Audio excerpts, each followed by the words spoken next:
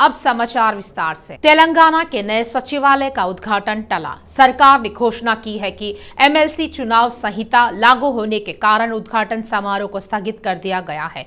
जल्द ही दूसरी तारीख की घोषणा की जाएगी। पहले इस महीने की 17 तारीख को सीएम केसीआर के जन्मदिन के मौके पर नया सचिवालय खोला जाना था। मंत्री केटीआर ने 55 साल में सत्ता पर काबिज कांग्रेस की आलोचना की है। उन्होंने कहा है कि यह विडंबना है कि उस पार्टी के नेताओं ने कहा है कि कांग्रेस 9 महीने में सत्ता में आएगी। 9 महीने में बच्चे पैदा हो जाते हैं, लेकिन कांग्रेस के लिए सत्ता में आना मुश्किल है। उन्होंने विधानसभा में सवाल जवाब सत्र के दौरान सदस्यों द्वारा पूछे गए सवालों के जवाब दिए। उन्होंने कहा कि हैदराबाद देश में सबसे तेजी से विकास कर रहा है। शहर देश का आर्थिक इंजन बन गया है। उन्होंने कहा है कि जिस केंद्र को ऐसे शहर का समर्थन करना चाहिए वह जीती है।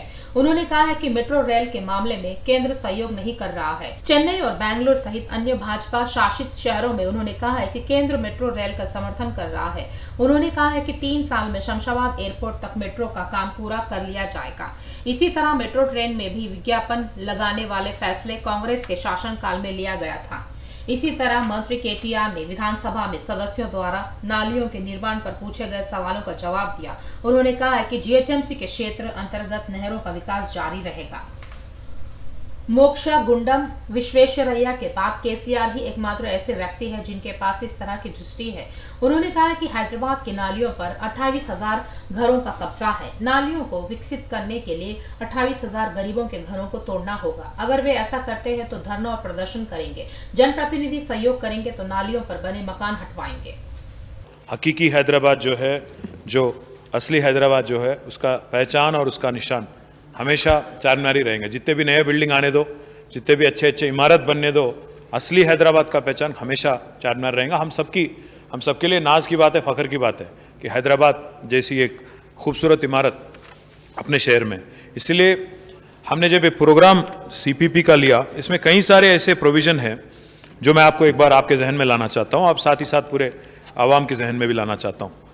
रेस्टोरेशन और रीडेवलपमेंट ऑफ लाड बाजार, redevelopment of Sardar Mahal, pedestrianization bridges on Musi, multi-level car parkings at Khilwat and also old RTC bus station, restoration of Ashur Khana, Badshai Ashur Khana, restoration of Gulzar House, restoration of Kali Kaman, redevelopment of Muiralam Mandi, redevelopment of Murgi Chowk। साथ ही साथ मैं ये भी बोलना चाहता हूँ आपको, ये प्रोग्राम जो है चारमीनार पेडेस्ट्रियनाइजेशन प्रोजेक्ट, इसमें एक आउटर रिंग रोड है 5.4 किलोमीटर वाला, साथ ही साथ एक इनर रिंग रोड है 2.3 किलोमीटर। पूरे ग्रेनाइट पेवमेंट बनाना है चारमीनार से गुलजार हाउस तक, ये पूरा हो चुका है। ग्रेनाइट पेवमेंट बनाना है चारमीनार से सरदार महल तक, ये भी पूरा हो चुका है। ग्रेनाइट पेवमेंट करना है लाड बाजार पे, ये भी पूरा हो चुका है। Granite cobble stone for Makka Masjid के पास, ये भी पूरा हो चुका है। Streetscaping of old city Madina to Patthargatti, ये भी पूरा हो चुका है। वर्क कंप्लीट भी हो चुका है और जिस एक्सटेंट तक अवेलेबल था वहाँ तक मुकम्मल हो गया। साथ ही साथ एक डक्ट कंप्लीट करना था, वो भी हमने कर दिया।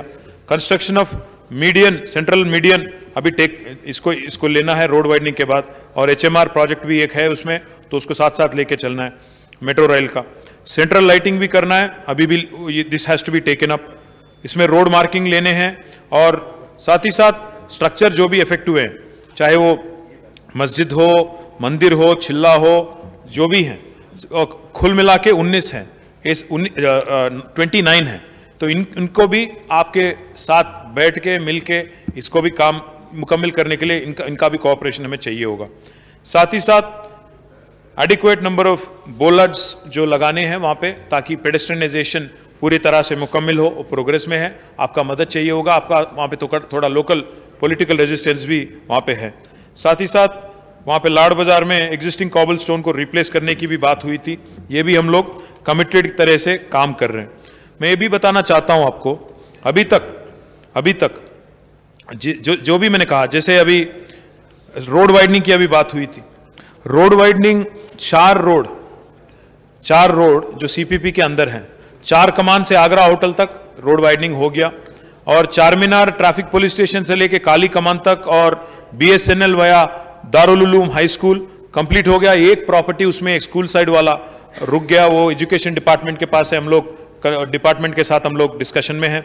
साथ ही साथ जो मिट्टी का शेर से जुलू। मंत्री श्रीनिवास गौड़ ने साफ कर दिया है कि अगर चुनाव आचार संहिता नहीं होती है तो वे इसी महीने हैदराबाद में नीरा कैफे खोल लेते। उन्होंने कहा है कि संयुक्त आंध्र प्रदेश में आबकारी विभाग के अधिकारी सेंधी ताशकों को परेशान करते हैं। इस मौके पर मंत्री ने याद दिलाया है कि सेंधीता शतक राजनीतिक रूप से काफी संकट है।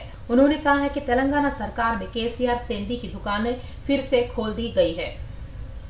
श्रीनिवास गौड़ ने कहा है कि सभ्यता सिखाने वाले रोम शहर में भी तैराकी और ताड़ के पेड़ों को प्राथमिकता दी जाती है। केंद्रीय गृह मंत्री अमित शाह ने साफ कर दिया है कि देश में शांति और सुरक्षा से समझौता करने की कोई जरूरत नहीं है। उन्होंने कहा है कि पिछले 8 साल में वामपंथी उग्रवाद पर लगाम लगाने के साथ ही PFI आतंकी संगठन पर प्रतिबंध लगाया गया है। हैदराबाद में राष्ट्रीय पुलिस अकादमी में IPS अधिकारियों के 74वें बैच की पासिंग आउट परेड कार्यक्रम आयोजित किया गया। केंद्रीय गृह मंत्री अमित शाह ने कार्यक्रम में शिरकत की और ट्रेनी IPS से सलामी ली। केंद्रीय मंत्री किशन रेड्डी ने कहा है कि जल्द ही चुनाव होने के मद्देनजर लोगों को केसीआर की बातों में आकर मूर्ख नहीं बनना चाहिए। उन्होंने रोष व्यक्त करते हुए कहा है कि उन्होंने अपने परिवार के भविष्य को स्वर्णिम बनाया है, ना कि राज्य को या राज्य की जनता को।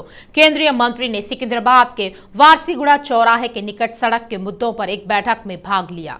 जब तक केसीआर सत्ता में है, गरीबों को 2 बेडरूम मिलने का कोई मौका नहीं है। उन्होंने कहा है कि पैसे से राजनीति करना केसीआर की आदत बन गई है। सिकंदराबाद में सड़क, पानी, रोजगार, 2 बेडरूम का घर और पेंशन के अभाव में लोगों को गंभीर समस्याओं का सामना करना पड़ रहा है। उन्होंने कहा है कि तेलंगाना में कोई लोकतांत्रिक सरकार नहीं है और कल्वाकुंतला का भ्रष्ट शासन जारी रहेगा।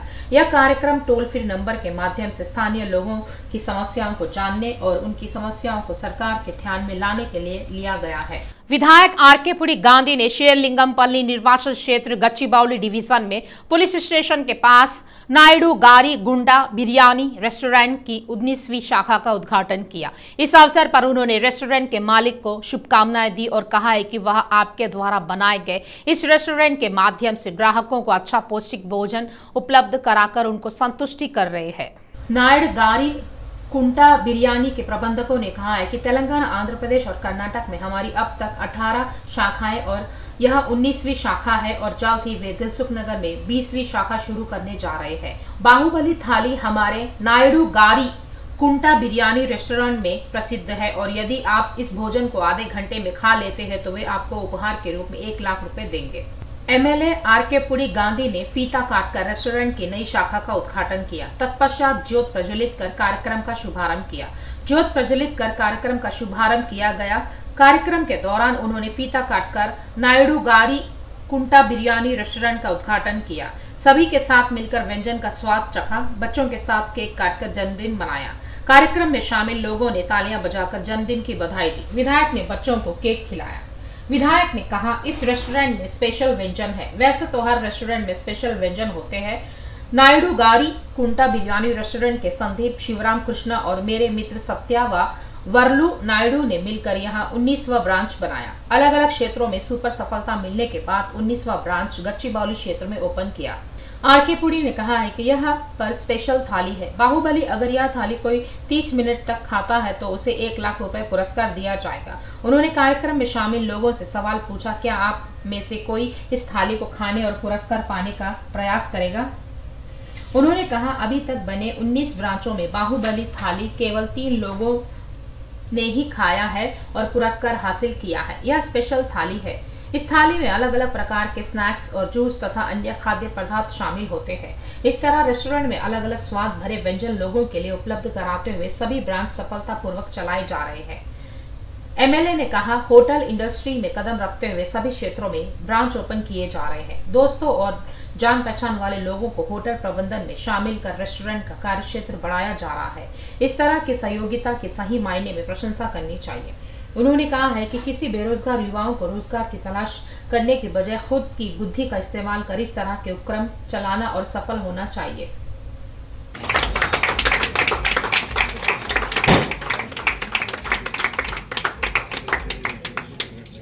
विधायक राजा सिंह कार से विधानसभा गए। सरकार द्वारा आवंटित बुलेट प्रूफ कार का विरोध करने के लिए वह बुलेट गाड़ी से सभा परिसर गए और वहां पर कार के कर्कश आवाज से ध्वनि प्रदूषण किया। राजा सिंह इस बात से नाराज है कि पिछले कुछ समय से सरकार द्वारा आवंटित बुलेट प्रूफ कार की खस्ता हालत थी और अधिकारी नजरअंदाज कर रहे हैं। उन्होंने कहा है कि उन्हें नया वाहन नहीं मिल रहा है, उसी के तहत विरोध कर रहे हैं। शुक्रवार को सरकार के रवैये का विरोध करते हुए उन्होंने प्रगति भवन गेट पर धरना दिया। पुलिस कार को वहीं छोड़कर उन्हें पंजागुट्टा पुलिस स्टेशन ले गई।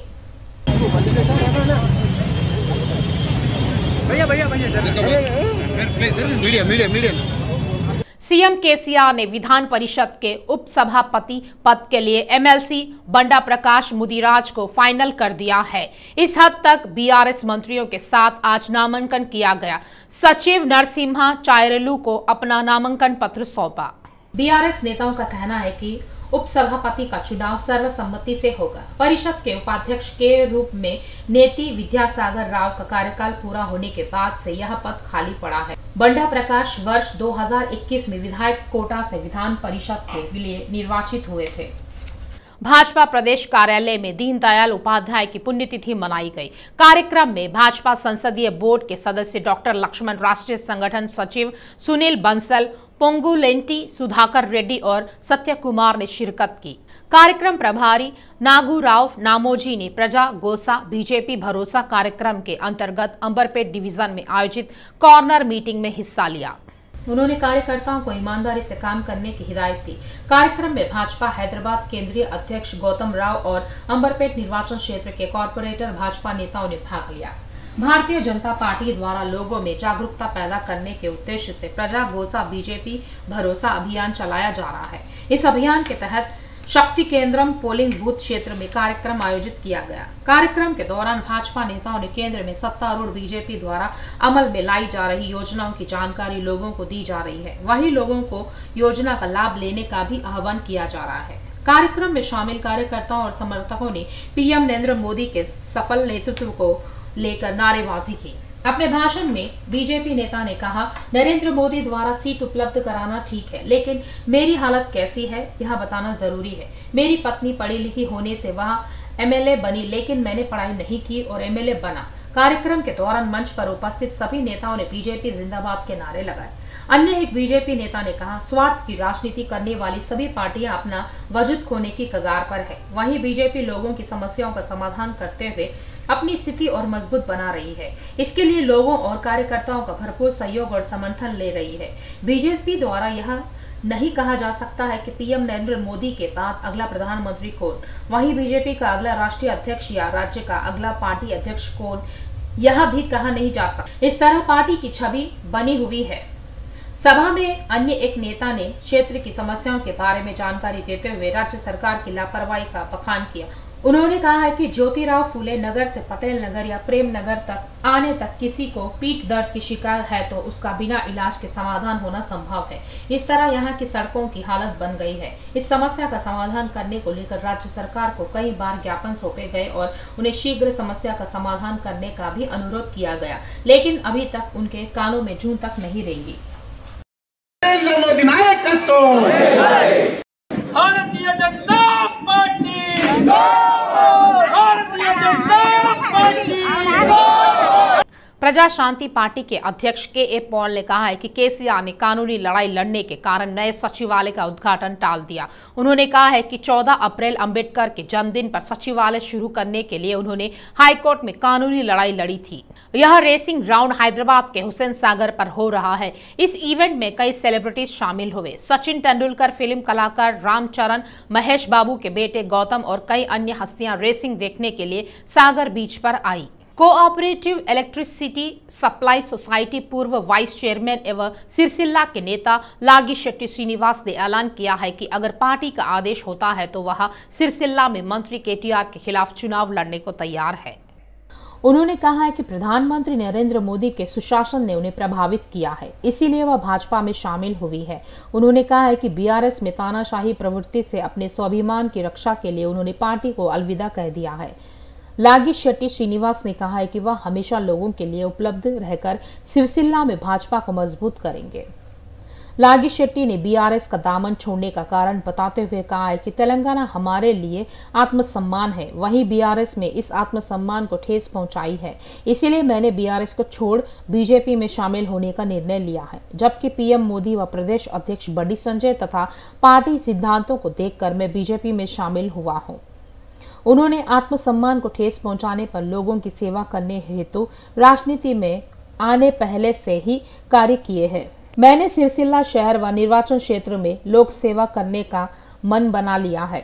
उन्होंने कहा है कि मैं बीसी वर्ग में ताल्लुक रखता हूं। सिरसिल्ला निर्वाचन क्षेत्र में बीसी समुदाय के मतदाताओं की संख्या 80,000 है, जबकि कुल मतदाताओं की संख्या 2,26,000 है। बीसी वर्ग के साथ अन्य सभी के सहयोग से मैं निर्वाचन क्षेत्र में कार्य करना चाहता हूं। पार्टी अगर उन्हें चुनावी मैदान में उतारती है तो वे जरूर उतरेंगे। उन्होंने कहा है कि विकास का मतलब 2 इंजीनियरिंग कॉलेज या सड़कें बनाना नहीं है। हालांकि अन्य जिलों में किए जा रहे विकास के मुकाबले इस निर्वाचन क्षेत्र में विकास कार्य की गति बहुत ही धीमी है। लागी शेट्टी ने कहा, अगर लोगों के सामने कोई समस्या उभरती है तो मंत्री केटीआर उपलब्ध नहीं होते हैं। पिछले 8 सालों में सत्तारूढ़ पार्टी का कोई भी नेता निर्वाचन क्षेत्र में उपलब्ध नहीं हुआ है। हालांकि विधायक द्वारा निर्वाचन क्षेत्र में किए जाने वाले कई काम होते हैं। छोटी छोटी समस्याओं से लेकर बड़ी बड़ी समस्याएं होती है, इन सभी का समाधान किया जाना चाहिए।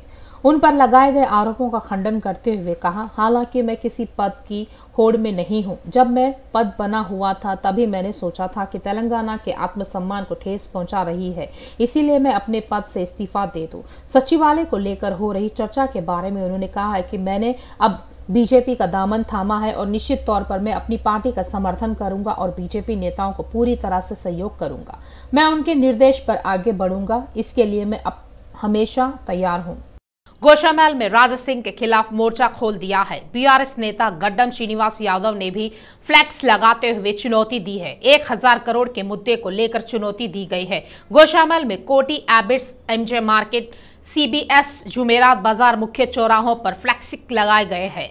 राजा सिंह ने विश्वास जताया है कि अगर 1000 करोड़ रुपए बाढ़ भी दिए जाए तो भी वोट नहीं डालेंगे। राजा सिंह ने 9 साल में गोशामहल विधानसभा क्षेत्र में क्या विकास किया है यह बताने की मांग की। उन्होंने आलोचना की है कि वह हिंदू धर्म के नाम पर राजनीति कर रहे हैं और ऐसा भाषण दे रहे हैं जिससे लोगों में नफरत पैदा हो। वे इसे सोशल मीडिया पर वायरल कर रहे हैं। राजा सिंह ने एक दावा किया, वो क्या कहते हैं कि आने वाले चुनाव में गोशामहल निर्वाचन क्षेत्र के अंदर उनका जीत कायम बोल के ऐसा एक उन्होंने दावा किया। मैं राजा सिंह दावा को मैं प्रतिबद्ध होकर स्वीकार करता हूं। मैं राजा सिंह से मांग करता हूं, राजा सिंह आप 1000 करोड़ भी बांटे या तो आप गोशामहल निर्वाचन क्षेत्र के अंदर आप अंग प्रदर्शन भी करें, आप इस बार के चुनाव पे नहीं जीत सकेंगे। आपकी जो राजनीति है जनता नकार दिया है। आपके राजनीति एक सांप्रदायिकता की राजनीति करते हुए जनता के बीच में एक नफरत पैदा करते हुए अपने राजनीति की रोटियां सेक लेने वाले हैं राजा सिंह। मैं ये दावा करता हूं 119 जो कॉन्स्टिट्यूंसीज है उसमें एक एमएलए जो अनफिट और यूजलेस है वो राजा सिंह है।